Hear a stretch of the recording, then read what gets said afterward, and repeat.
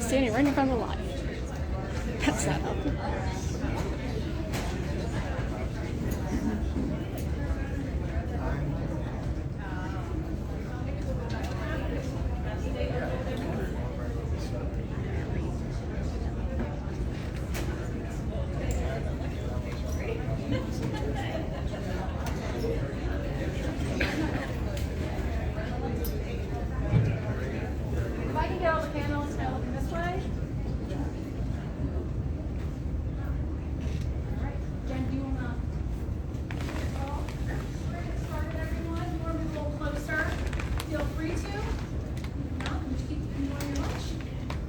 Thank you all for coming. Happy Youth Apprenticeship Week to you all. This is the first annual here in America, and I know there are a million events happening in Maryland right now, so thank you all for making time to be with us.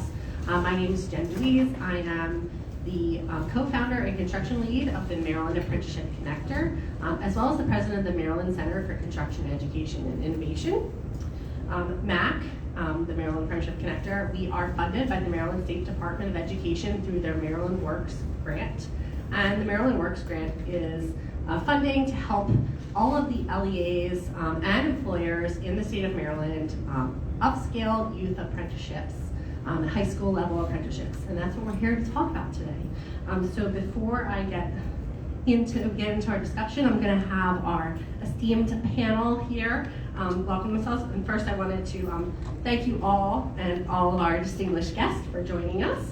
So immediately to my left, we have Jeff. If you would introduce yourself, who you're with, and what your role is in the apprenticeship ecosystem.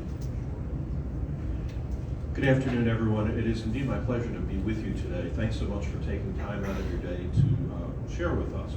My name, as you heard, is Jeffrey Smith. I serve with the United States Department of Labor's Office of Apprenticeship as the workforce liaison. And I have had the pleasure of being involved in the apprenticeship ecosystem since 2016, which means I know some, but if anybody who has been involved in apprenticeship knows, you learn each and every day. So no matter how long you've been in the system, in many ways you feel like a day one apprentice, and that there's always something new to learn, something new to master. And with that, it's my pleasure to introduce someone who I have known for that entire 7.5, 8 years. So good afternoon, I'm glad you're all here as well. My name is Chris McClary, I'm the director of the Maryland Apprenticeship Training Program. I work for the Maryland Department of Labor, in specific Division of Workforce Development and Adult Learning. And that is important because the Division of Workforce Development and Adult Learning, or DWDAL as it's often referred to, we are the state apprenticeship agency for Maryland, and we manage all aspects of the registered apprenticeship program. And in conjunction with the Maryland State Department of Education, our youth apprenticeship program as well. We have a staff of 25 spread out across the state that do the work of apprenticeship, with a budget of federal grants of about $10 to $12 million, and about 12,000 apprentices within our system, to include 1,000 youth apprentices. My name is Alicia Fales. I'm a supervisor in the Office of Career and Technical Education for Baltimore County Public Schools. And let me just start by thanking you all, especially those of you who participated in our event today and this evening. So thank you, thank you, thank you. We can't make this work without your support. My role is to supervise all work-based learning, and in that role I have work-based learning coordinators and soon-to-be career navigators who report to me to work at the school level to ensure that we are providing meaningful work-based learning experiences, including apprenticeships for our students. Hi everyone, my name is Julia Pastizzi. I am one of the employers here on this panel. My company is Timber Industries. We are a woman-owned construction company. Yay! You can applaud that. I moved down from New York City about a year and a half ago to start working with Timber Industries and launched our construction division. And within a month of me arriving in Maryland, I was introduced to the apprenticeship programs at Carver High School in Towson. And we had the fortunate opportunity of working with this fantastic team within the Department of Labor, Department of Education, and everybody involved with all of their support. And within a month and a half of my hire, we hired Kali, who was a rising senior within Carver, and we're very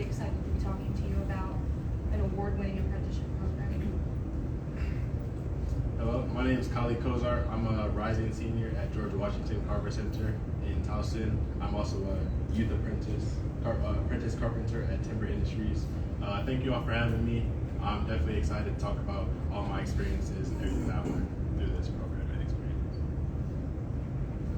Thanks. My name is Martin Knott. I'm the president of Advanced Indoor Resources. I am another company experienced person with apprenticeship programs at our company. And to my left here is my cousin. I'll let you introduce yourself. Hi. Hi, my name is Megan, and I'm an HVAC apprentice at Advanced Indoor Resources.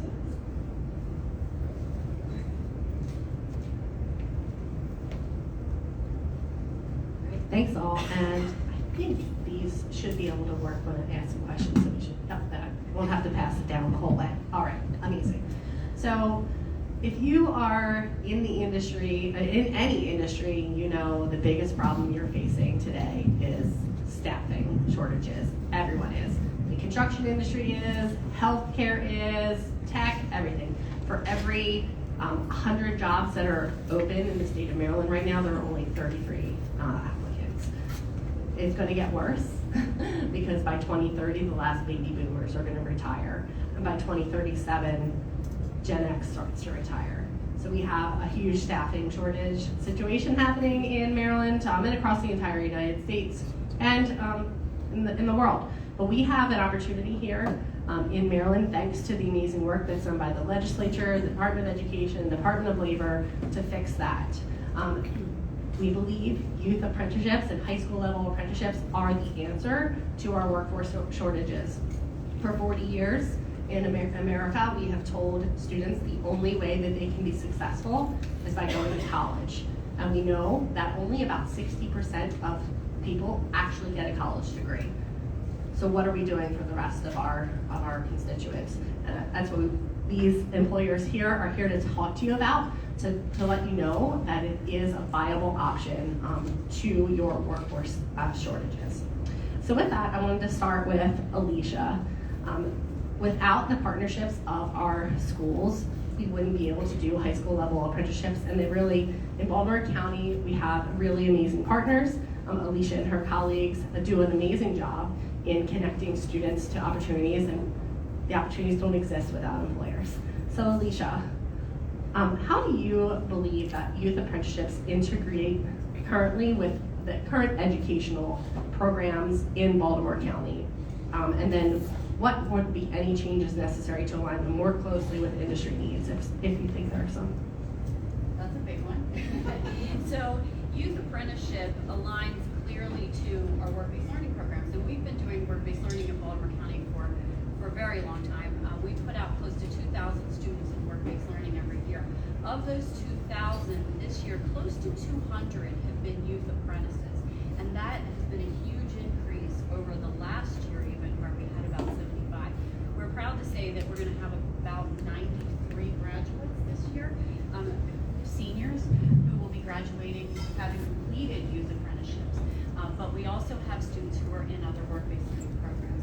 So work-based learning serves the function of allowing students to apply their academic, technical, and employability skills in the workplace, regardless of the type it is. If it's an internship or an apprenticeship or a capstone, they're learning the same types of skills.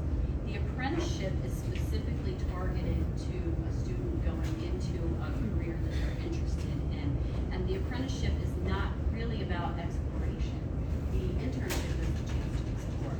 But apprenticeships allow them to focus in, receive related instruction specific to the career they want to go into, and then specialize in that field where they're taking 120 hours approximately of related instruction, and then they have to complete at least 450 hours on the job training with a mentor. In some cases, the placements align to CTE programs that our students have participated in. So we have students who have taken up to 4 credits of a CTE program, like our students here, who have taken carpentry and HVAC and really focused in high school on those programs. And then they go to the apprenticeship and apply that skill in the workplace. But we also have the opportunity to offer students apprenticeships in careers that we don't have CTE programs for. So if a student is interested in something that is not necessarily something that we're teaching in school, then we can connect them to related instruction through an employer, connect them to an employer who's registered with the state, and provide an opportunity for them to go into a field that they may not have otherwise had the opportunity to go into. And this is important for us because not all of our students have access to all of the programs, and we don't always necessarily have programs that align exactly to what a student wants to do. So under the Youth Apprenticeship Program, we're able to truly tailor it and individualize the experience to meet the student's needs and to meet the employer's needs. Sometimes it ties to our CTE programs, sometimes it does not. We can use the community college for support for related instruction. We can also tie into other resources in the community and with employers for related instruction. So there's a lot of flexibility for students. There's a lot of flexibility for employers. But it really is meeting a need and filling a gap for student interest and for employer need. Wonderful. And I apologize. I meant to give kind of a glossary of terms for anybody that's new to the apprenticeship system. And as you were speaking, I said, well, I forgot to do that. So a youth apprenticeship in the state of Maryland is, it is related instruction. It only happens while they're in high school. There's the related instruction that can be provided either in the high school or by a third party, community college, whatever, and then they are working. An apprenticeship, there is always paid work with it. There is another option, which is starting your registered apprenticeship while you're still in high school, and that's called an STA, or a school to apprenticeship.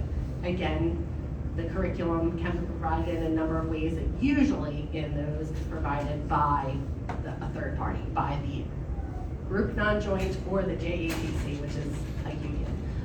And then all of those fall under high school level apprenticeships. They are different than internships, as we mentioned. There's related instruction that goes with it.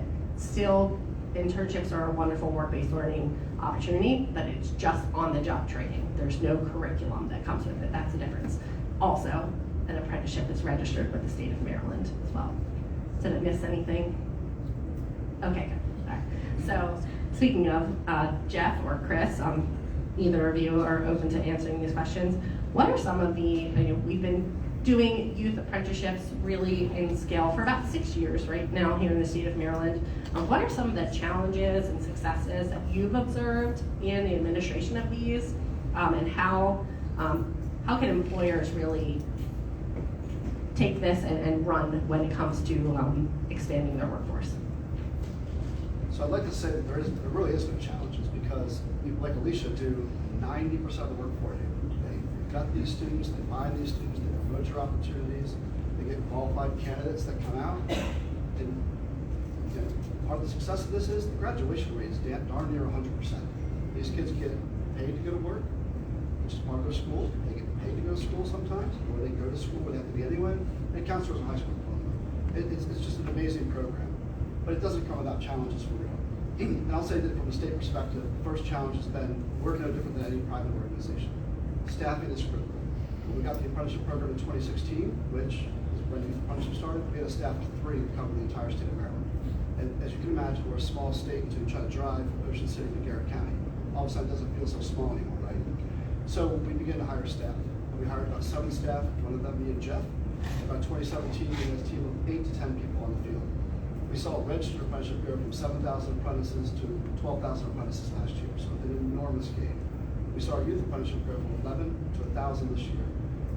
But it kind of shows you that the challenge is having enough people, qualified people, that can go out and sell the program, build the program, administer the program, which leads to the second part of this.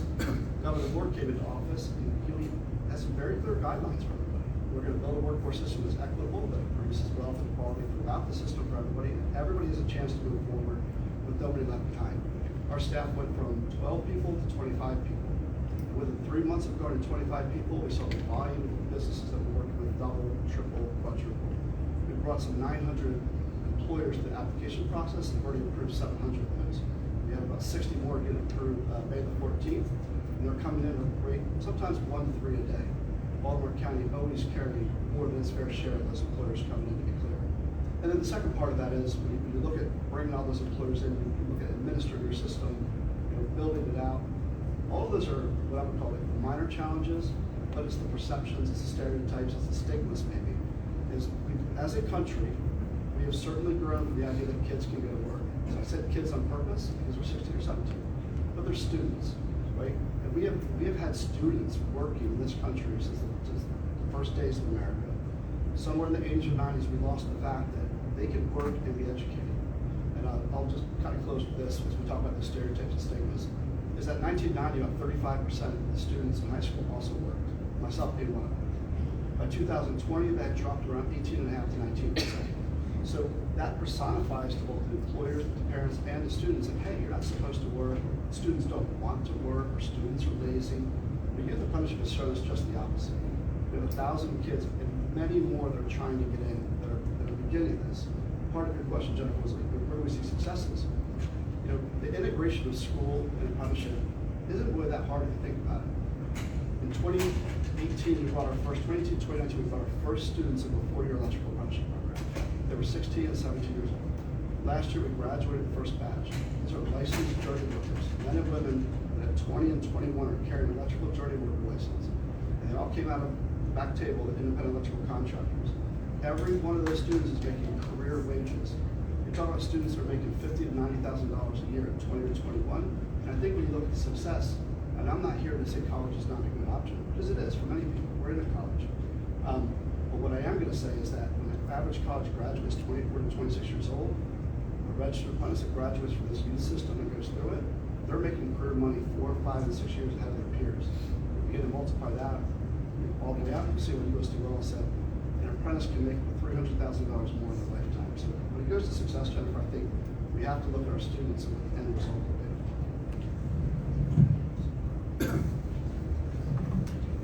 What I would add to that is, you can view this as a challenge, but candidly I view it as an opportunity, and that is the lack of awareness amongst our business community of the possibilities that they can pursue insofar as it comes to recruitment and looking to youth and young adults as a significant area that they ought to be focusing on with looking to fill their future workforce needs, future and current workforce needs. I think that's the biggest, in all of my time working in the field, was that there were so many businesses that would say, oh, I'm not allowed to hire a minor to do this. They can't work with that machine or this or that or the other. When in reality, when we would sit down with them and share with them that there is an entire specialized process spelled out not only in federal law, but mirrored in Maryland law that allows for minors to work in industries or occupations they might not otherwise be allowed to work, provided that it is part of a student-learner model. Read that as apprenticeship. Why? Because one of the key focal points of apprenticeship is building in the fact that you want to make sure that the apprentices are safe, they are learning the safe processes to do their jobs, not only for keeping themselves and their coworkers safe, but making sure that the work that they are doing will be safe for the customer they are doing it for. That and that alone is what allows for a broader range of occupations and broader range of industries to be open to youth and young adults. Now, that isn't going to open every single occupation across the board. You can't have minors working in coal mines. That kind of makes sense. But you can absolutely have young adults working in building trades, such as electrical, such as plumbing, such as HVAC. You absolutely can have youth working as diesel maintenance technicians. There are a significant amount of occupations that the employers on the surface assume incorrectly that they can't even pursue hiring young adults for. So that's something I know that not only at the state of Maryland level, but at the federal level, we really emphasize heavily, making certain that our employers are aware of the opportunities for them. And one of the great things about looking to youth and young adults as a significant part of what you want to be pursuing as far as your talent pool, earlier you get them, ideally, the longer they will stay with you. If they come to you early and they have the opportunity to say, gee, I really like doing this, I really like the people that I work with, I really like that they are investing in me, I can see how they're investing in me through the apprenticeship model, you're building a loyal employee base. We see that in registered apprenticeship. A full 94% of individuals continue to be employed with the employer they apprenticed with for at least a year after they completed their programs. Chris and I, we did research looking at programs in Maryland. One in particular, since we're in Baltimore County, I'll share it. The Baltimore County Police Department has had a long-standing registered apprenticeship program for the occupation of police officer. They've been around since, if I remember, maybe 88 or 89. But lo and behold, we looked at their completion ratio, how many of the people that started completed.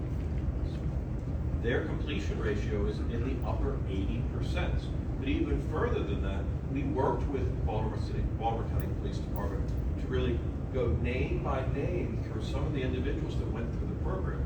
And what we saw, you saw individual officers who spent their entire careers from their very first days as apprentices up to and getting to their retirement date, spending their entire year, their entire careers with the Baltimore County Police Department.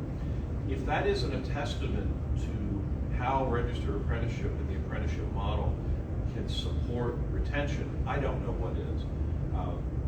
I think one of the things, the second portion of that question talked about how can state policies support the expansion of these programs. We've seen some examples of this at the federal level, and I will share just one. One piece of legislation that was passed during that President Biden introduced is referred to as the Inflation Reduction Act.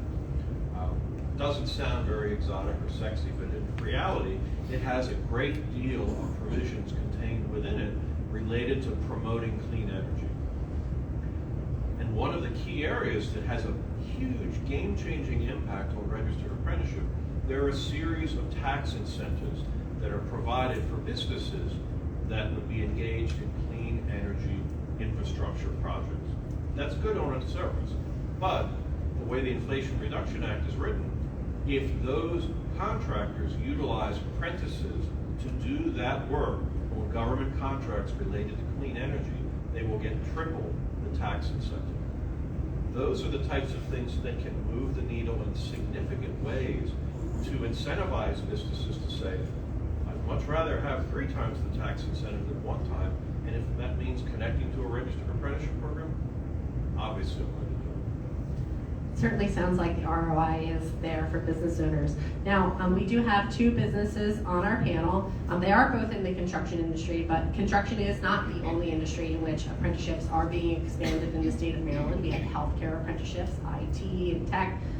We have mortuary apprenticeships, and you name it, if it's a job, it can be apprentice. It's basically our motto at MAC, and I'm sure DLL as well. So this is to Julia and Martin. How have you integrated the apprenticeship program and the apprentices into your daily operations? A lot of employers that we talk to say like, well, you know, they got to go to school still, so we're not going to get them for a full day. There's always like a reason why they can't bring a high schooler on. And tell us, you're doing it successfully. How have you made it work? So one of the things that I wanted to piggyback on is what they had mentioned over here about some of the biases that enterprises have on bringing in apprentices. And it's whether it's conscious or unconscious, right? That the youth don't want to work, they don't want to work hard, they don't want to get their hands dirty or whatever, but the proof is here. These youth do want to work. They have skin in the game. They are getting high school credits, they are earning, and they are thriving. So I did want to just kind of piggyback on that, because I think when we look at what some of the the uphill battles that we have with selling this concept to other enterprises is that, right? That the youth can't work, or they shouldn't work, or they can't work, or they don't want to work, right? So I just really wanted to kind of reinforce that is out there. But you know, integration, how did Timber Industries integrate Collie into our world? We brought Collie in as if he was the young adult that he is, and in a regular employee. You know, we have to, you know, we already introduced flexibility into our workspaces already. Like kind of COVID already did that. You have sort of a work from home, you have a hybrid environment. So we look at this as a hybrid environment. He has his classroom studies and then he has his hard skill studies, which is with us. Right, and so one of the things that Carter has done brilliantly is he has A days and B days. We get him for a full 8-hour day. So we've been very fortunate. So we've been able to work with the academic schedule that he has, and then also when there's holidays or that sort of stuff, we can augment his hours in that way. But we brought him, we onboarded him as if he had a resume, he had an interview, we had a Zoom interview. And then we brought, you know, they had a face-to-face interview. We made him take a CVI.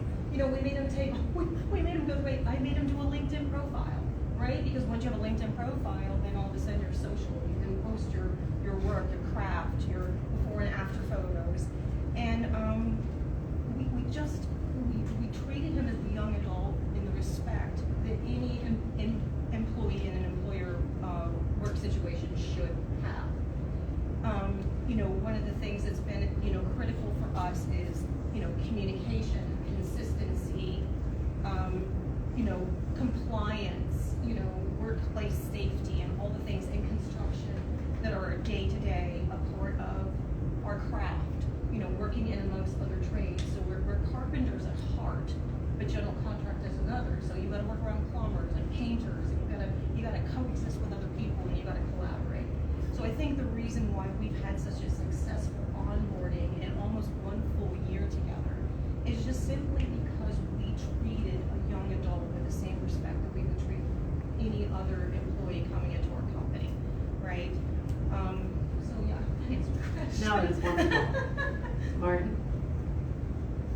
Sure.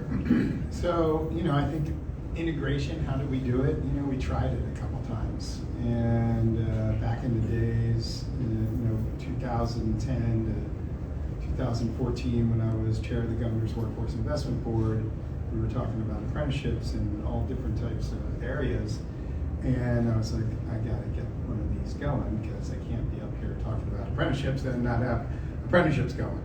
And so it was, you know, that long ago that we got, you know, a couple of apprenticeships going with Delaney High School, where Megan attended, and it's been good. And you know, again, it's trying to integrate them into the process the same way that you would integrate any other employee into the process. Obviously, the A day, B day, which I just learned, you know, is something that, you know, gives employers flexibility.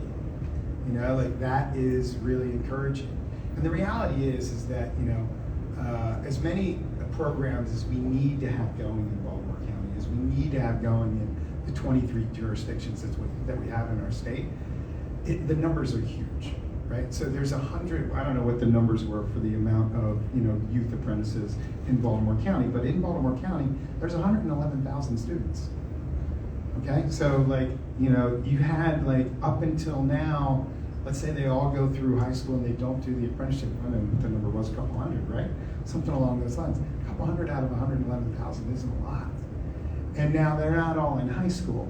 So you have to sort of parse it out, but still, like, the work that needs to be done to undo sort of the path that we've been on for so long is happening by us, you know, and the state taking the steps to make investments in this office at the Department of Labor, working with our federal partners and all those types of things. And so, you know, I think from an integration perspective, everybody's going to have to do it. If you're not doing it, it's the way to get employees.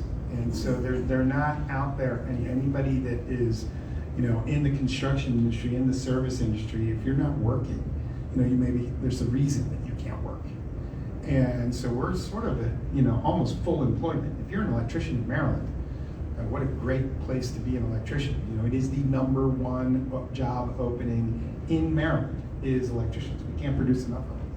And so, you know, I think these programs are super important. I'm glad to see that we're making the investments that we need to make as a state to move these things forward.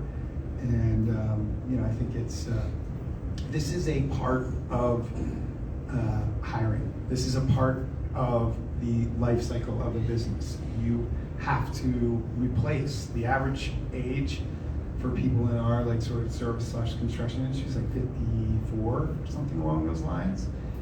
They're aging out. You know, there's not a lot of kids that want to like that are getting pushed in this direction and, you know, having the understanding of these incredible careers. People talked about benefits and all the other things that we provide. And so, yeah, I think it's really important that all of this work that's being done, and this is the new way of life. You will incorporate new employees into your company through apprenticeship programs. And they will make big time money at the ages of like 22. I've got 4 or 5 guys that are making in the $80,000 range. They're 22 years old. They're making more money when they were 22 than I was. Seriously, I had a college degree. I was out working in the field. I started $14 an hour, 1996, 1994. And so, sorry. But you know, that was, you know, that, just to give you an example of how, just real quick before wage growth. My service manager was getting paid $25 an hour at a small service business in 1996. He was really good technically, smart, brilliant guy. And he was making $25 an hour. Today, somebody that comes out of apprenticeship with their journeyman is making at least that. At least that. That manager now is making $150,000 a year. That is the wage growth. Why does wage growth happen? Basic economics. Supply, demand.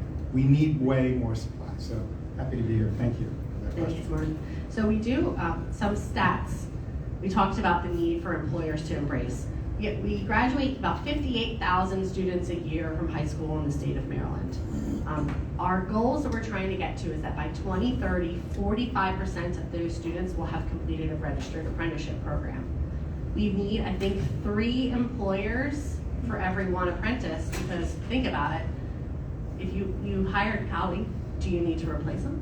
Probably not. Well, yes, but I'm saying you filled that position, right? So now, Not replace him. no. I'm saying you hired him, but you filled that position, right? So now you've got other kids coming right behind. We need more employers. So that's why we're here. We're here to talk to employers about that. And we've got 2 soon to graduating apprentices on our panel right now, Holly and Megan. So first, I guess, if you guys could answer the question, what made you choose an apprenticeship? And then what has been the most awesome part of being employed and in an apprenticeship for you? Ladies first. Ladies first. Go for it. So for me, I always kind of knew I wanted to be in the trades. From a really young age, I knew that I didn't want to go to college, that it wasn't anything that was appealing to me. I was always way more of a kinesthetic learner. I also had really bad ADHD in the classroom. I had a really difficult time just sitting and listening all day. And as soon as I found out that Delaney High School had a CTE program that offered HVAC and welding, I marched myself down to the office and I enrolled myself into the program. And it was once then in those classrooms that I realized that this was kind of the path for me, and I fell in love with it. Awesome. What do you love about being currently employed? I like the diversity of what I do. Every single day, it changes environmentally. If I'm inside, outside, it changes what I'm doing, because sometimes it's preventative maintenance, sometimes it's troubleshooting. I just love that it always changes, and that every single day there's an opportunity to learn something new, see something new. I love the change. Thank you. Good job. So I've always liked working my hands, and when I went to Carver and I joined the carpentry program. I started learning how to do woodworking, framing, drywall, and I knew that I wanted to pursue carpentry and the construction business after high school, and I knew about the apprenticeship program and internship program from my teacher that actually retired my junior year.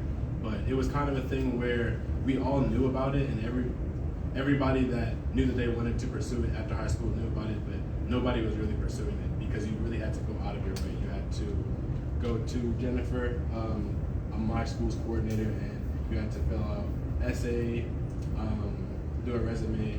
It was kind of not a long process, but people who are in school and kind of swamped with grades and stuff, they didn't really have nobody really wanted to go out of their way to do it. But I thought that, I'm at my the end of my junior year is when I started, so I thought it would be a good opportunity to just kind of seek it out.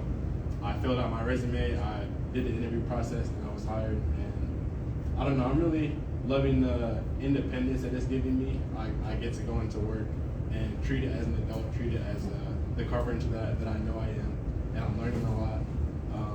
And getting to do different things, like learning different skills, learning the tricks of the trade.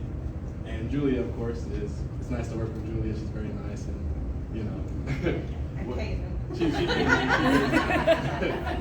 and I don't know. I do enjoy that. I kind of get a leg up on everybody that I go to school with, because I don't think anybody. There are other apprentices, of course, but when I'm at school and I'm learning in the classroom, there's a lot of supervision. There's a lot of you can do this at this time. You can do this at this time. But when I'm at work, it's kind of I kind of get free reign to learn new things, do new things, go to new places almost every day, go to different job sites. So I'm really loving the freedom.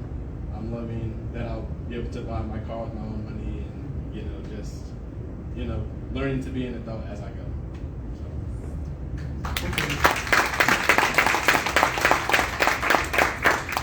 Well, congrats to both of you. I'm sure you're both making more money now in high school than I was when I graduated from college. So awesome.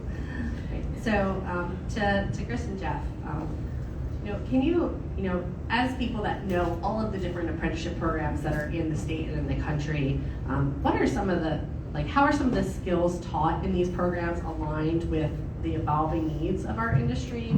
And are there any mechanisms in place to make sure that curriculum stays up with that? So let's be clear, these are federally and state mandated programs, not mandated programs, voluntary at the end, but they have regulations that go with them. It's for a reason. Great stories from both of them. They're minors and they have special protections for a reason, right? And we should have special protections, but that goes across the industry lines. If we build an electrical apprenticeship program, it has to meet the state regulations and code as, period. Plumbing, the same way. HVAC, the same way. All we did was take what we're doing in the trades that have regulations and license attached, and we go right on to the next occupation. Knock on wood, May 14th, we'll approve our first teacher's apprenticeship program in St. Mary's County. Whatever the state, Maryland State Department of Education mandates for a teacher to have, our apprenticeship program will include.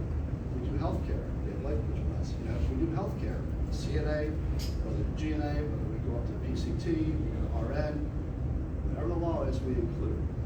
That also goes for information technology, goes for cybersecurity. You name an occupation, the industry demands is what the apprenticeship must include. If the industry shifts, and I'll tell you, you think that when it shifts, how often can things change? 5 years ago, we didn't see electric cars everywhere, but we have EV charging stations popping up everywhere. Guess who puts them in? Licensed electricians. We had to add EV modules, solar, and solar energy, and then offshore wind. They're relatively new. Electricians, ironworkers, shift to add curriculum. And that happens within 60 to 90 days. If IT shifts and they add in another certification, we shift the program, we add it in. It's relatively seamless. And before we start thinking that this is just all the adult programs, we're sitting right next to high school. They shift their curriculum as often as they have to shift it, as nimble as they need to be for industry. So as laws, regulations, requirements change, we have to change the programs with them. So that shift can take a couple days, it can take a couple weeks, but when business or law implements it, we make it as quick as it has to go. And Chris is exactly right. I mean, one of the bedrock principles of the apprenticeship model is that it is industry driven, business driven. And that means exactly what it sounds like. We can't be having apprenticeship programs that are teaching the way to be an electrician that was done in the 1950s. It's just not relevant to today. So what you will see is, as Chris said, you will see this evolution of programs as an industry changes, as new aspects or new technologies come up. You will work with those businesses or those apprenticeship programs to revise their standards, refresh their apprenticeship program language, if you will, the outlines that say, here's what you're going to learn, here's what you're going to master. Those have to remain evergreen. I mean, and they can be changed as necessary. Another aspect of that, and we're really seeing it, particularly I would say in the past 10 years or so, historically when folks thought of apprenticeship, they thought of the building trades, construction, or maybe they think of manufacturing. But really what's happening now is those are what we in the industry call the traditional apprenticeships. What you're seeing now is there are all sorts of non-traditional industries and occupations that are saying, well, what about us?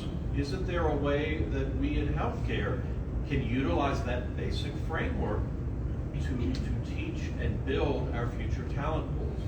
And that's something that we've seen, certainly Chris and I saw it over the past decade, was all of a sudden industries that assumed that apprenticeship wasn't for them started coming to the table to see how it could be for them. And that's an opportunity, but also it's a challenge in sort of recognizing that in certain cases there may not be a prior example of a program related to that. And it makes me think back to, I guess it was 2018, we had interest from an organization. They wanted to create an occupation for emergency management specialist. Someone who's working in, again, certainly the best example, the saddest example I could think of, are folks from the Federal Emergency Management Administration and the Maryland Emergency Management Administration that have been working on the front lines with the Francis Scott Key Bridge collapse.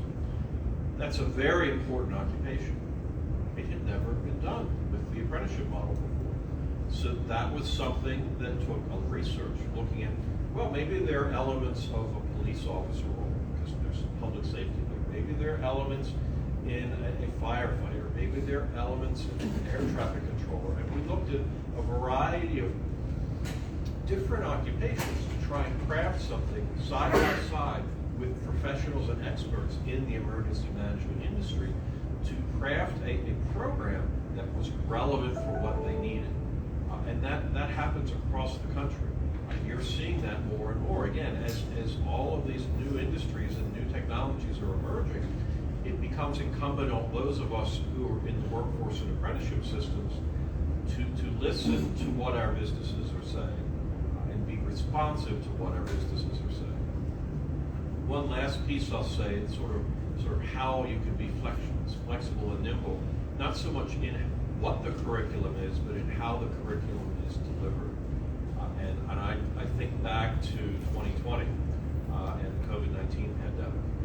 We very rarely, hardly at all, would see virtual learning as a component for that related instruction. As you might imagine, when all of a sudden folks were quarantined, we had to work with our registered apprenticeship program sponsors to identify ways to allow them to continue to deliver that very important instruction to go along with that on-the-job learning. Fast forward now to 2024, and there are numerous registered apprenticeship programs that have built in virtual learning as a possibility while still maintaining and having that importance of that hands-on learning, that laboratory component and so forth. But it has given them flexibility to expand their programs by giving them the option to do certain things virtually that might be done otherwise. The last piece I could think of, we work with one of our union apprenticeship programs, the Finishing Trades Institute, and they actually incorporated into how they teach year one apprentices one of the big things, your industrial paint sprayers. Think about it, if I'm a brand new painter and I'm out there painting, chances are I'm going to waste a lot of paint. I know I waste a lot of paint every time I attempt to paint. What if you had a virtual paint sprayer system that allowed you to learn and find and see all those things with VR goggles, and yet there's no material of paint being used or wasted or overused? Again, it increased the capacity of that program to produce more apprentices. That's the type of flexibility, not just on what you deliver, but how you deliver it, that we in the apprenticeship system need to make sure that we can help our business partners tell us what they need from us to get them to that point. Amazing. So obviously, if you're interested, there's a million ways to skin this cat of apprenticeships. So back to our employers. What are some, timber is fairly new to the apprenticeship model, but AIR has been using apprenticeship for quite a few years now. So what have you seen the benefits and the return on investment that you've seen in your businesses, either in a short amount of time or in your actual succession planning for the last 10 years or so?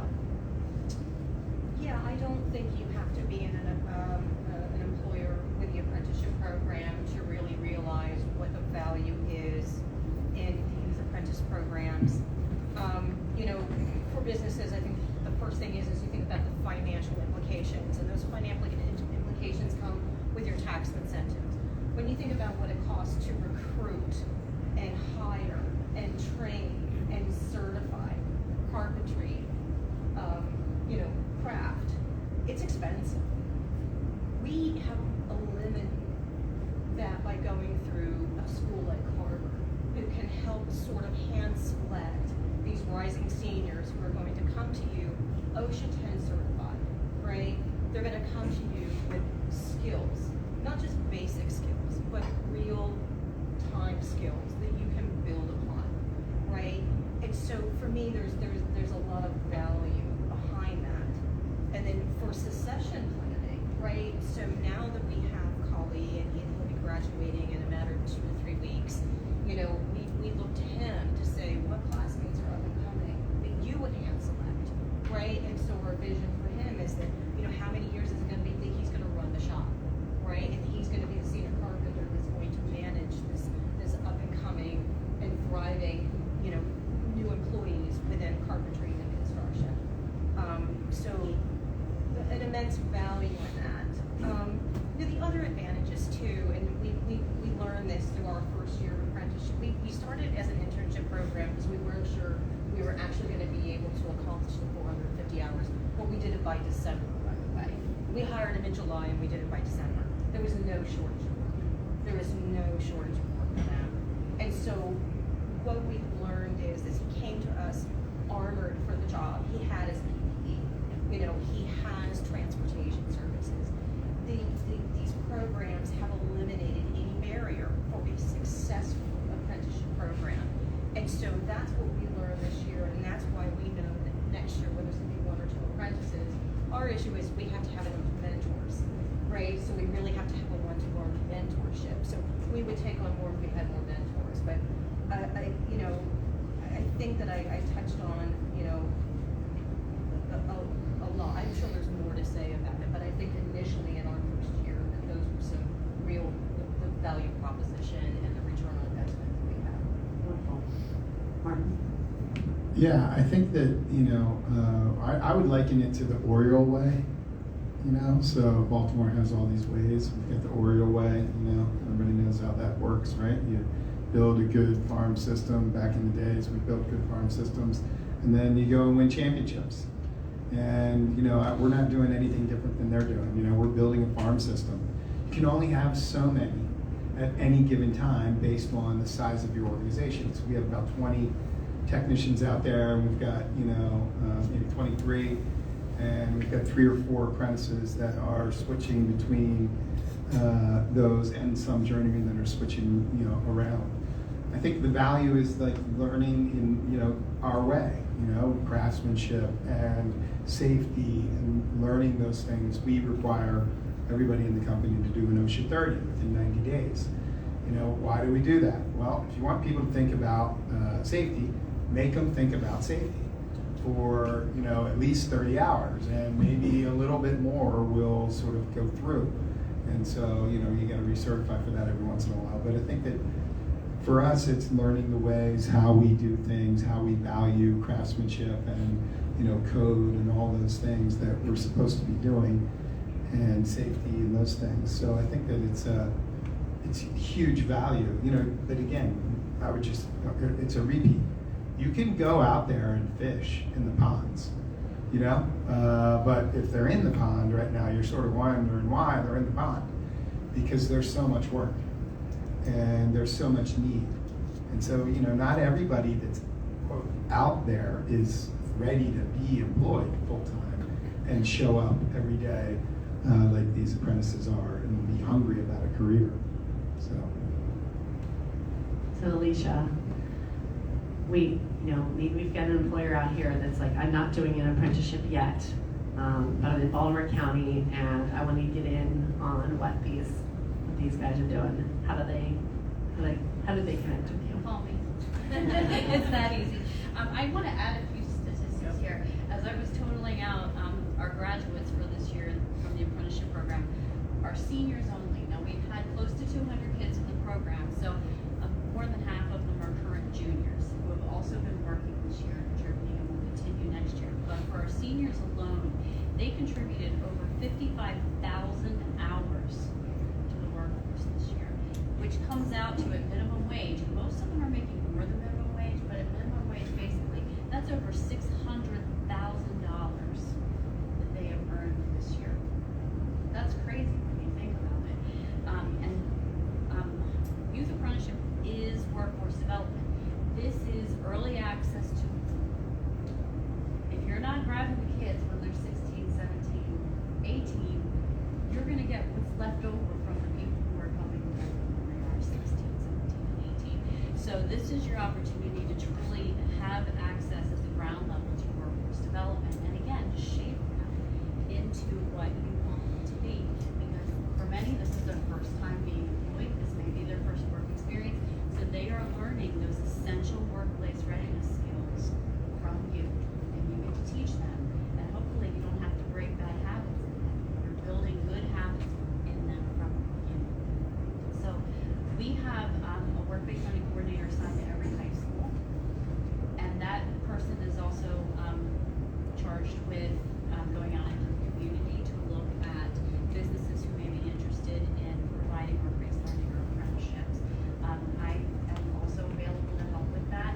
All youth apprenticeships have to be approved through the state, so the work-based learning coordinator starts setting things up, and then ultimately they come through me. I sign off on them, and then they go to the state to be signed off on. So there is a process there. But there are several people along the way who can provide information.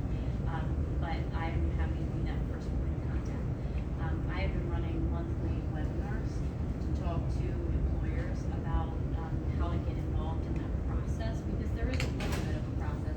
But we have an apprenticeship navigator who is assigned to us from the Maryland State Department of Labor, and that person holds your hand through the process. It really is a pretty simple process, and the Department of Labor makes it friendly.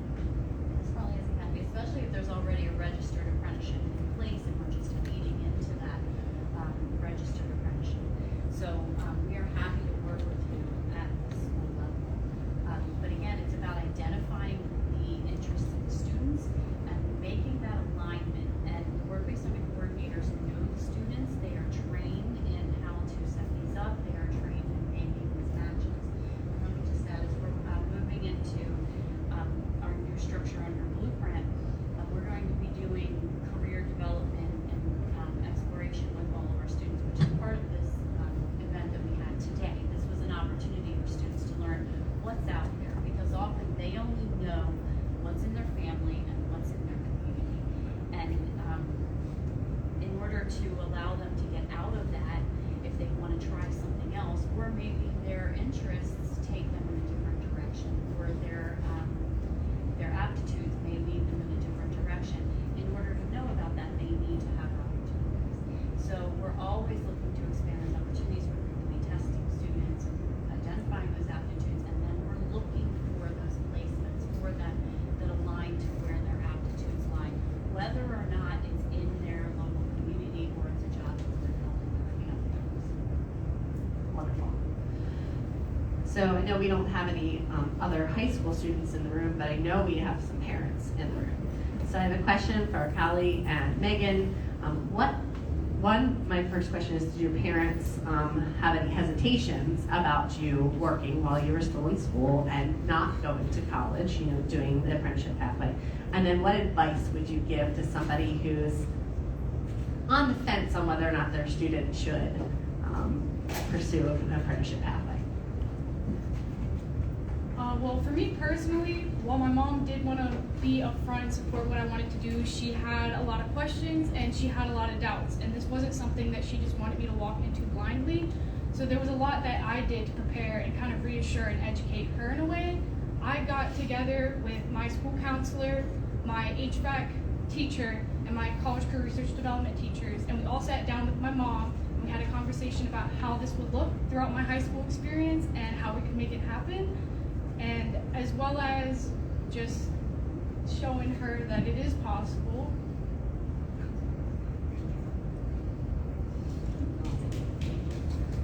Yeah, I mean, I'll finish that thought for her. You know, like, I think that, you know, parents, again, like, there's been this sort of battering of college.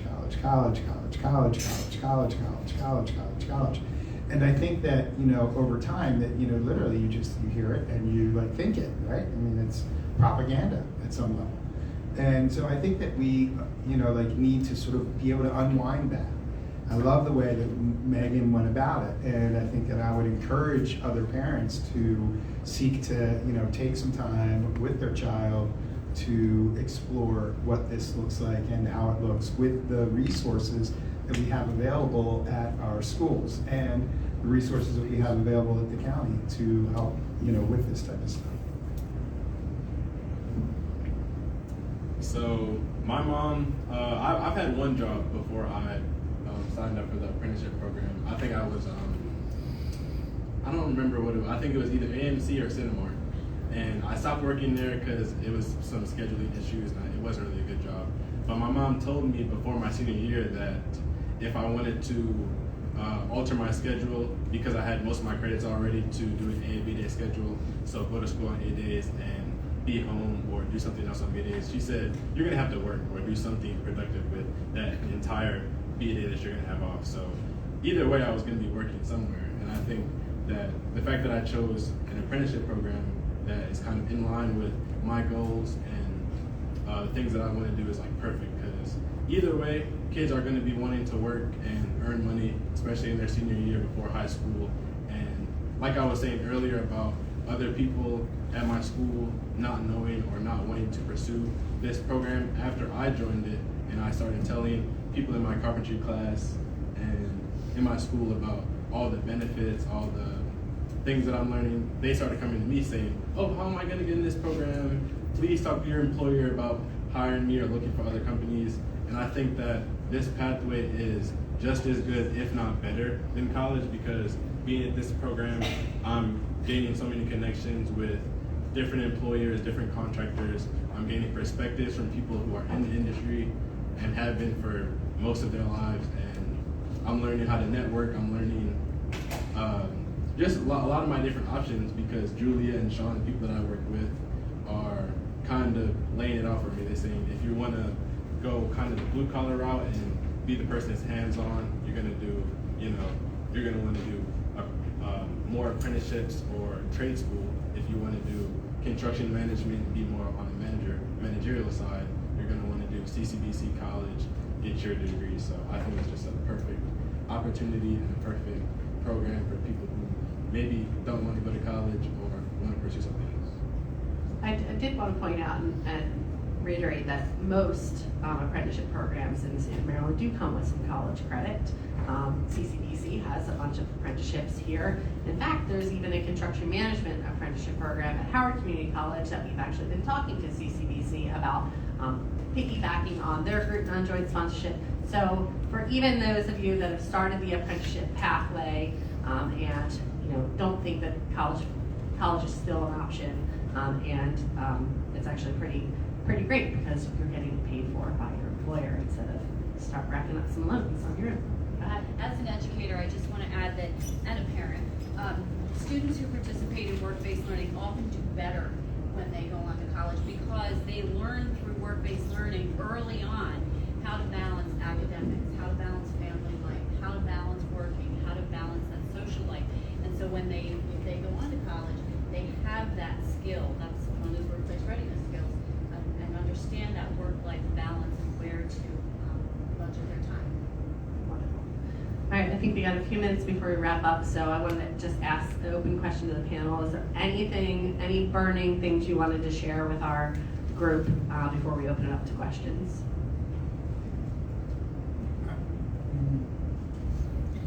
Come on, Martin. I know you I was so close. It just went away that quickly. What did I want to say? So while Martin gathers his thoughts, one thing I would say, I gathered that Callie talked, and into Megan talk. These aren't jobs. We should probably do a better job of not calling them jobs. These are careers. They both have started a career while they're in high school. They're going to make career money. And if as adults, frankly, both of them may as well be adults in my opinion right now, just listen to them talk. We need to start calling them what they are. We're all in careers. They're in careers. The trades are careers. IT is a career. Healthcare is a career. We do have to start treating it that way. We don't approve every single business that comes through because it has to be a career position. And that's also something important to know for the business community. If you want to bring a student in and have them do some cash register items, have at it. At least we'll be glad to find you somebody that wants to work. But if you want a career, they should be glad to find you a student that wants a career. The other thing is they all pay minimum wage or above. I know Jennifer mentioned it, Alicia mentioned it. That's really important to note. There are no small business exemptions. There's no exemption to go below minimum wage. These are the equivalent of adult workers starting a career. I think that's really important to note because you're investing in career wages, and it must start at minimum wage or higher. And Alicia nailed it. Very few are starting at $15 anymore. It's really impressive to see. And it's a testament to the system because these students are investing their time in it. In turn, the businesses are investing their funding in it. But at the end of the day, both of them really laid out like a good case. And I'll just say one last thing is, we had a young lady at another event this morning who mentioned that her employer had spent $2,000 helping her get her certification from CNA. I'm spending somebody else's money when I say this and looking over, $2,000 healthcare is nothing. I'm sorry, for a big employer, it's a drop in the bucket. But this young lady's approaching her second full year. She's going to have almost 2,000 hours of work. And if you just divide that out really quickly, I'm not a mathematician, it's about $1 an hour. They basically invested $1 an hour. This young lady was just full of just praise for the employer. She's going to stay with them. She wants to go on from her CNA. They're going to pay for her to go to community college, get her associates, want to be a nurse. If you start looking at that retention, all came from the public school.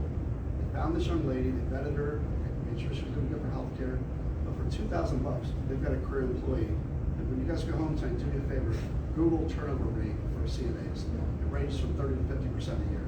And they've already kept her for her second full year. She's going to be with her for at least 4 more. She gets her degree. So just that cost of business and that cost of investment, and listening to Megan and Callie talk, just triggered that thought. So thanks to you all. Yeah, and I brought back to my senses. It was career, and especially like what other places can you get a journeyman's, go through an apprenticeship program, get a journeyman's, be able to travel anywhere you want in the world and make a living doing what you love to do. If you're a plumber, if you're an HVAC, if you're an electrician, if you're a nurse, with sort of traveling nurses, you can pretty much go anywhere and live that you want and make a decent salary to support yourself in the world. Plumbing's the same in China as it is in Baltimore. So is HVAC, so is electrical generally. Europe's a little bit different. But carpentry skills, they're building houses everywhere. Last time I checked. Every city, every county, every municipality. You want to live on the Eastern Shore and build houses, you can live on the Eastern Shore and build houses. It's just the opportunities to be able to explore the world and do these incredible things. They all live within apprenticeships, And so I just want to add that. And I would be remiss if I didn't point out that being that this is the first annual Youth Apprenticeship Week, if you've heard something today that was interesting, something today that was inspiring or exciting, I would encourage you to share that information. That's really the biggest piece of what this week is about, is building that awareness, not only amongst our young people, but also amongst their parents and caregivers, and also our employer community and our educators. Letting folks know that the apprenticeship model is open for access for anyone, but obviously open for access certainly for those that are ages 16 to 24. As they are ending their high school careers and transitioning into the world of work, what better time to pull someone aside at that age and share some of this knowledge with them. You can always refer them to apprenticeship.gov, and they can learn more about apprenticeship and how youth and young adults can connect to it. Thank you very much. On that note, we are going to open this up for discussion. I believe we do have an employer, David Ring. I've been asked for you to share your experience as a youth apprenticeship employer. Megan's going to bring the mic to you.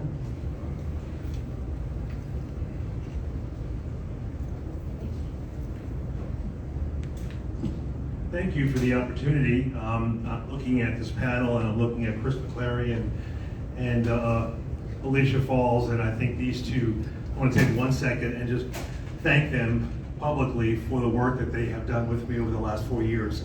I am currently employed with the Maryland Insurance Administration, and 4 years ago, Al Redmer, who was then commissioner, had contacted me. I had just retired. I am not an insurance broker at all. I'm an educator by trade. I retired as a state superintendent and of schools, and Al wanted me to have some conversation about how do we wrestle interest in high school students with respect to the insurance industry. I looked at him and I said, the only thing I know, Al, is you need insurance. That was my knowledge at that point. But I knew he was wrestling with that idea, and I've known Al for 20 years. And he said, no, I'm serious. He said, I'm looking at data, I'm looking at statistics, and I'm really concerned that in the next 10 to 15 years, primarily in the state of Maryland, we're in trouble. There is no young blood. There is no interest within young men and women in this state looking at the industry. So honestly, I did a little research myself, and I went back to him about 3 weeks later. I said, you know what? I like a challenge. I'm going to take it. And I knew what he was drawing at. He needed someone who was able to get into schools. He had other people who were in this position, but they just didn't have the lingo and they didn't understand educators. We're a unique breed. So with that being said, I was able to kind of break through the barrier and look at ways and means and programs. And I go back to Alicia, who has been with me from the very beginning in terms of giving me insight to career pathways, things of that nature. So 4 years later, we have our first apprentice, thank you, in the insurance industry. Her name is Mia, and she is currently working at Maryland Auto. She was introduced to insurance by accounting. She had 2 older siblings who had participated in high school to career classes, and she was very much involved in that in her junior year. And she looked at accounting, and within her own research, she discovered risk management and insurance, and was fascinated by that. And that kind of led her to look at other areas within the insurance industry. Mia is currently working as an apprentice with Maryland Auto. She's in her 2nd year. She's graduating this June. Her experience has been tremendous. She has grown to not only appreciate and like insurance, but is looking at a dual major right now in accounting and RMI.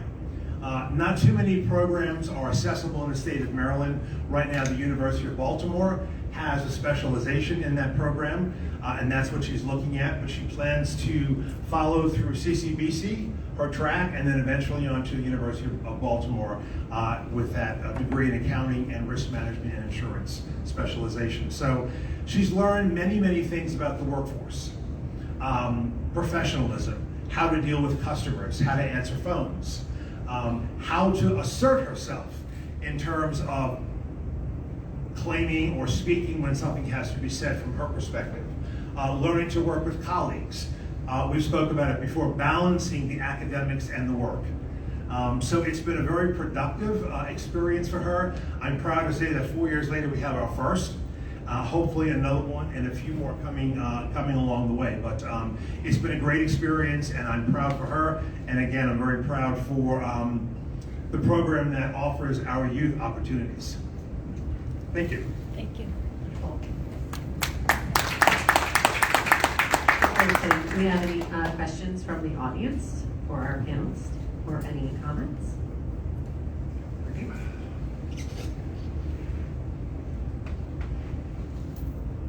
Hi, my name is Anita Hammond, and I'm representing Lightbridge Health.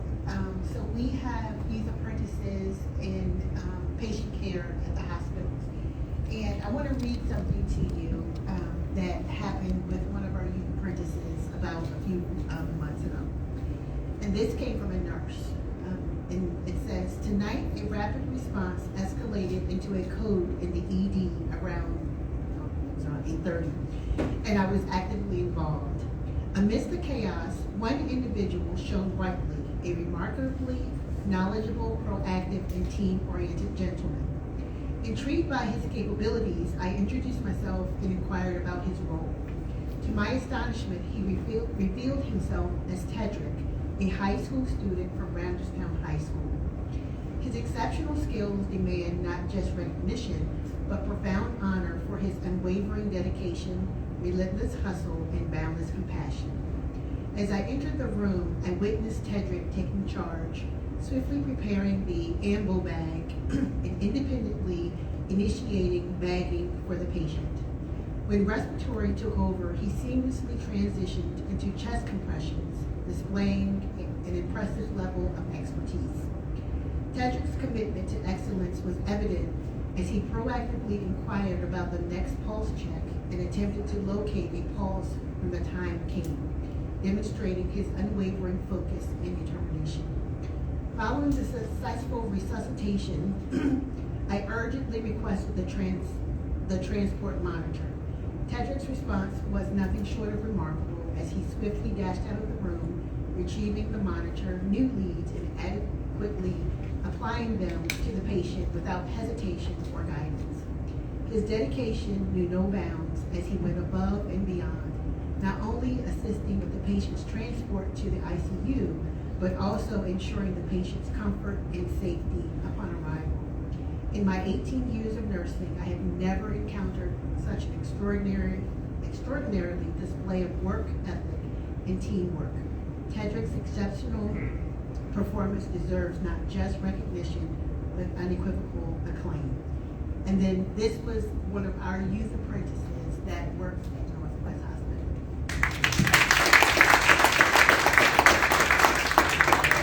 And that is a testament to the skills and capabilities of a high schooler in literally saving lives. It's amazing. That's really amazing. Thank you for sharing that. Any other questions, comments? So it's a tough act to follow.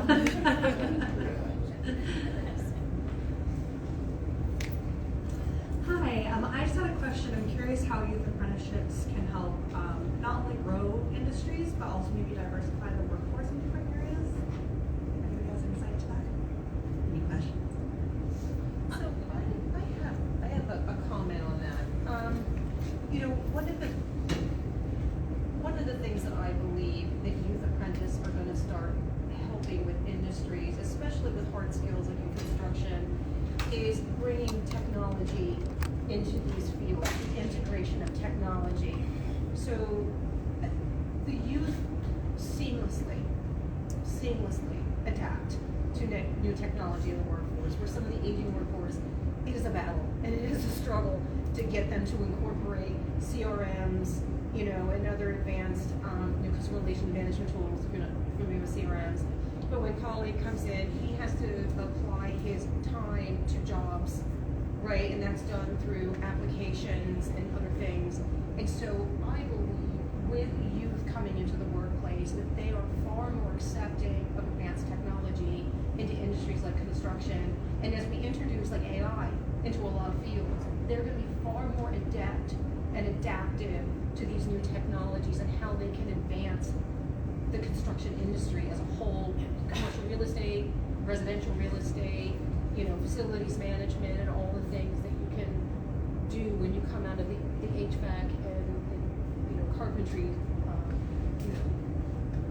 education. So if that helps sort of answer a little bit. Go ahead, Alicia. I'm going to add, our student body is diverse. Right. We are diverse. We have the diversity at that level. As we're working through our career and technical education programs, we are accountable to the federal government for diversifying and identifying underrepresented groups in programs. So if that's as simple as we work to increase the number of males in cosmetology and the number of females in HVAC, we have to answer the federal government for our funding for that. So we are constantly working to expose students to different options that may be good for them. And like I mentioned, it goes back to the career development and identifying those aptitudes earlier so that we can show students different pathways and options that are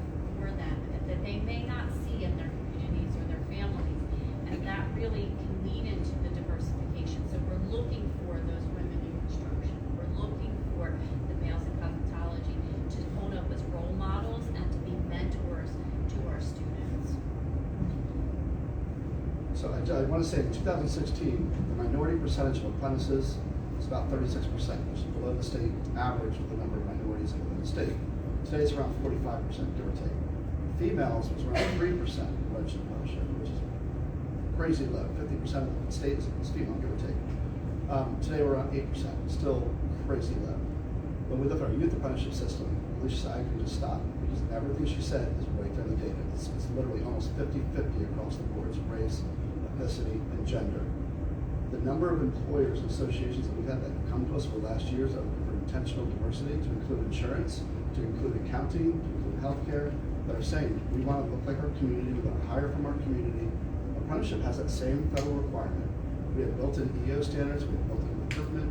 So we make apprenticeship mirror with our employers, with our associations, with our high schools, our community college, our unions, so right on down the board. Potential diversity within the community advertising. So I think that's a great question. It's very intentional. And I would say that that's a key priority within the Biden administration as well.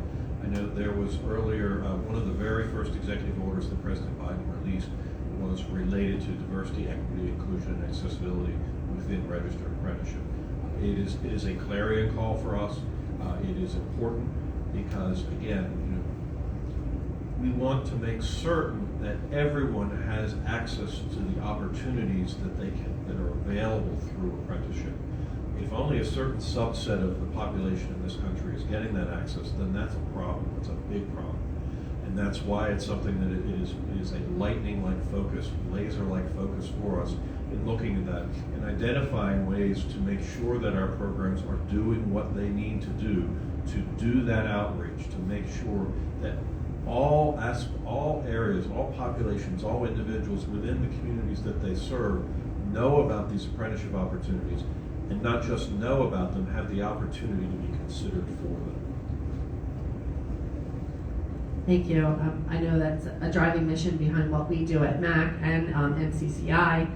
As a woman who spent 24 years in the construction industry, I did not go to school. I did not intentionally join the construction industry, and nobody was telling me when I was in high school that I could be in construction.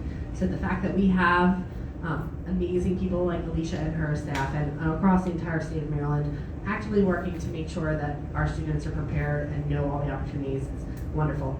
It's a lot easier, I would imagine, as a business to use that for recruitment as well. Okay, before we wrap up, and I know, Jeff, you have something that you wanted to do, we have Brittany with Stevens Yes. with the Governor's Year of Service overview. Yes. All right. Good afternoon, everyone. Good afternoon. My name is Brittany Stevens, as stated, and I am the member recruitment lead for the Department of Service and Civic Innovation. We are the newest babies in state government. I'm really excited about this agency. I always like to say that our governor when he ran for his election, he ran with the motto of, I don't want to leave anyone behind. And of course, many of us heard statements of politicians before with the same variations. However, he created something. So he created the Department of Service and Civic Innovation, which I think is the best state agency, but that's just bias of myself. However, we have been in act since April of last year through the SERVE Act, which stands for Serving Every Region Through Vocation Exploration. Very long title, but what it really means is that we are creating programs for the entire state of Maryland for workforce development, similar to what the apprenticeship program is doing. So we have the Maryland Corps in the service year option with us. So Maryland Corps is for anyone across the state of Maryland that is 18 or over. We don't look for your GPA. You don't even have to have a degree. So you can be 18, you could have dropped out of high school, or you could have earned your PhD to be a member of the Maryland Corps. Service year option is really for those individuals that are graduating high school, recent high school graduates, or completions of their GED is for the service year option. That's anyone between the ages of 18 to 21. So think about those seniors, yourselves included, that are graduating or have recently graduated that may not want to go to college right away, right? We like to offer this as I call it a growth year, which is a gap year, right? So the service year option is a 9-month program in which we, to our best of our abilities, we match individuals to what they're passionate about. Something that makes their heart beat a little bit more, something that they want to get into the career industry and do. So we match those individuals to either a nonprofit, a for-profit, or a government agency across the state of Maryland. We match them specifically to the area in which they live in as well. So this is not just for Baltimore, as many people had thought. It is for the entire state. I don't know how many times I have driven across that big bridge this year doing recruitment out there, but we're all across the state of Maryland. Currently, we're in 19 of the 24 jurisdictions, and we have a very achievable goal for the cohort 2 to be in all 24 jurisdictions, which is the 23 counties, and the Baltimore City being the 24th jurisdiction. So, through the 9 months, very great program. They're going to make minimally $15 an hour for a 40-week work week. The 40-hour work week looks like 30 hours of work and 10 hours of professional development. And our professional development is not a bore, I tell you, because I have a very short attention span, and I have enjoyed our professional development. We teach advocacy, money management, how to have difficult conversations on the job. We also teach everyone how to negotiate your salary as well. Those are many of the things that we teach them: resume writing, soft skills, all types of things in that class. Every member in our cohort also is set up with a mentor. That mentor is going to be someone that is in the same industry that they wish to go to. Not only do they get a mentor, but they get a coach. So we have coaches on our staff that check in with our members every other week, sort of like how their counselors would have checked on them in high school, or maybe not sometimes. However, also, we help everyone with wraparound services. So we assist with bill pay, child care, food, clothing, and transportation for any member that is in our cohort. Also, at the end of the 9 months, cha-ching, cha-ching, every member earns $6,000. Now, that $6,000 is administered in 2 different ways. Now, one way, if a person is taking this as a gap year, great. We'll put it into a Maryland 529 campaign so that they won't just spend it on Chipotle and Chick-fil-A as I would, right? So we go right to the college. Outside of that, if they don't want to go to college, that's okay. It's not for everyone. We do hand the $6,000 check over to them in hand as well. That's why we have the money management, so they can know what to do with it, right? So it's an amazing program. This is for not just for students, not just for your family members. This program is also for those businesses in the state of Maryland as well. So if you are a small business, anyone under 49 employees, you can sign up to be a host site partner for this organization. We pay you to pay the members in our program. Now we'll pay them the minimum of $15 an hour. If you want to pay them more, that's on your check. However, we do offer those services to you. So that's about it in a nutshell. We're looking for all industries. We have every industry imaginable within us. We have 110 partnerships right now. We are doing cohort 2. We have over 250 applicants that we're going through right now for those business applications, and we're accepting 600 members for cohort 2. Applications are currently open. The program for cohort 2 will start on September 11th, which is our National Day of Service. If you're interested, you can apply and find more information by visiting serve.maryland.gov. That is serve.maryland.gov, and Maryland is spelled out. Thank you. And from what I understand, this program can be graded into an apprenticeship as well. Yes. There are many of our jobs do have apprenticeship certificates as well. Yep. So it's another way to help fund those apprenticeship programs. All right. So before we wrap up, I know Jeff, you said you had something.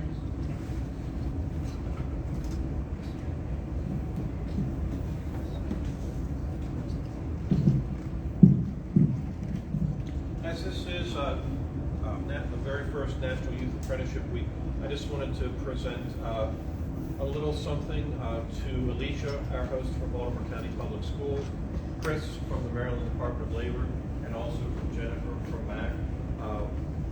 We're excited about this week, and one of the things that we did is we've had a very strong national branding campaign. This is the official poster for Youth Apprenticeship Week, and I would like to present one of these to Alicia, one to Chris, and also one to Jennifer. So please.